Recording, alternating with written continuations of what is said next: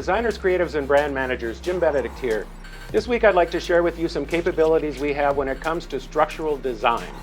A lot of you, either struggle with how to figure out glue tabs and where ink is and where scores are and all of that. We have this value-added service here at GLS that we find very beneficial actually to all of us.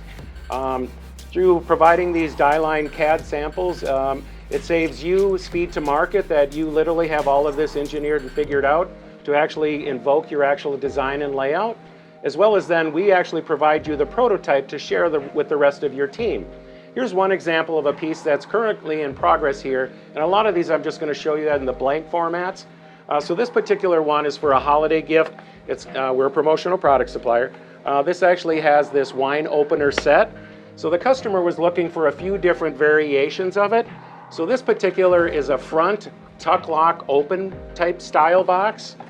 Then we actually went to what I would call more of a two-piece. So then this actually slides off, more kind of like a shoebox type style, but still able to maintain and fit the actual box.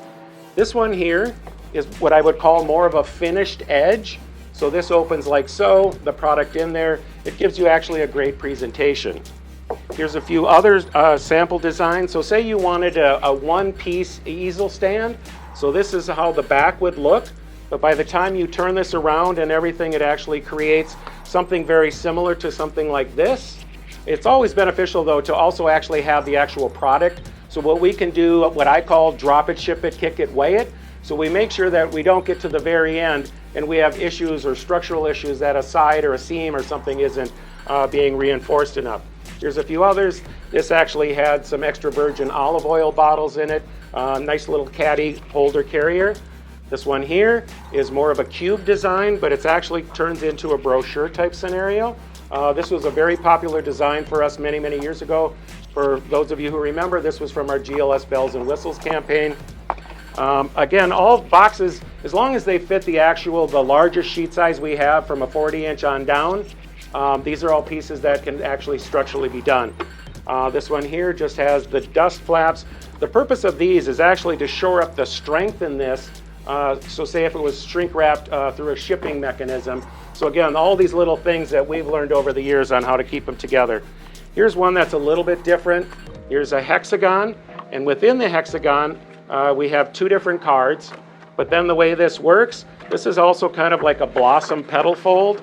So you've got the large hexagon shape, something very different. Here, we can do a pop-up, so it's a little bit dimensional. So say the housing market is really booming right now. Here's another one. This one is actually quite wild. This actually swings out and opens up. It's kind of in-your-face type scenario. Here's more of a petal type fold, blossom fold, and then we actually incorporated the hexagon shapes again for more of a three-panel type brochure. Here's another one. This one is actually quite long, so it's a slide pull. So there's actually thumb cuts where you actually come along, so you know that you're not just pulling them all at once. It's you pull for the reveal, read your first message, you pull for the reveal to your second message, and then obviously you pull for the fourth. Very interesting. This one here, it's kind of, we'll call it presto changeo. So this one has the different slide pulls, so if you've got different messaging or reveal. Then we took it one step further, and we did it two ways. So we've got the right pull, again, which you can't really see the transition here. So you've got your right pull, you open it up, and then you have another top pull. Again, something very different. This one here is kind of a fun one. I call it the Irritating Invite. So this particular one constantly snaps open. This was designed for a software company, so this was to take on the look of a keyboard. And then it's got the acetate background, but it constantly keeps popping open, so that's why I call it the Irritating Invite. Here's another one that has this acetate reveal. So it's very cool how this works, because you can have a hidden message underneath the acetate after you do the pull and slide here, so you can kind of see the differentiation. Here's another one. It's more of a pop-up scenario that this would actually lock and sit on a counter or on a customer's desk or whichever the case may be. Now I'm going to show you how this process actually works.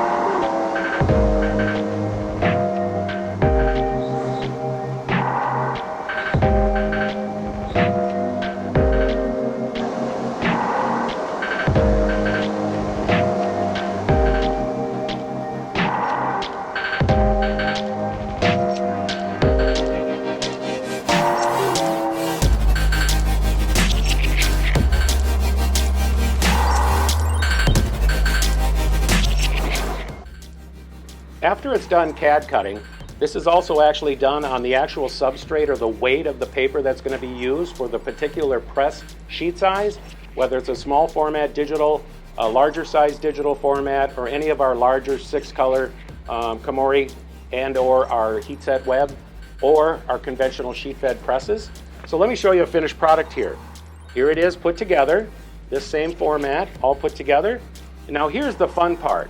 Here's where we actually use the HP Indigo Fluorescent inks. I'm going to show this to you in a minute. I'm going to turn out the lights and utilize a black light. But here they are actually assembled and put together. What a fun way when it comes to structural design to actually show your boss, the rest of the creative team, how your finished product could potentially look. If you have any other questions, please look to call or contact your GLS account executive today. We look forward to working with you soon.